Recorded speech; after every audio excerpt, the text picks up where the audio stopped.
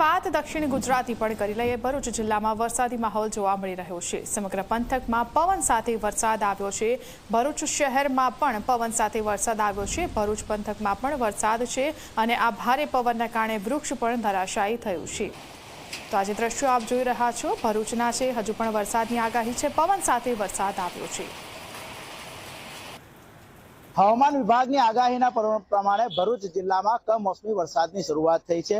ભરૂચની વાત કરીએ તો ભરૂચના નબીપુરથી કમોસમી વરસાદ વરસ્યો હતો અને જે બાદ ધીરે ધીરે ભરૂચ શહેર સહિત અંકલેશ્વર અને આસપાસના તાલુકાઓમાં વરસાદની માજા મૂકી હતી। આપણે જોઈ શકીએ છીએ કે જે રોડ રસ્તા છે શહેરના તે લીલાછમ બન્યા છે અને વરસાદે એકાએક માજા મૂકતા કહી શકાય કે વાતાવરણમાં ઠંડક પ્રસરી છે અને વાતાવરણમાં ઠંડક પ્રસરતા ક્યાંક ને ક્યાંક હવે ધરતીપુત્રોના માટે ફરી એકવાર આફત ઊભી થાય તેવા એંધાણ વર્તાઈ રહ્યા છે।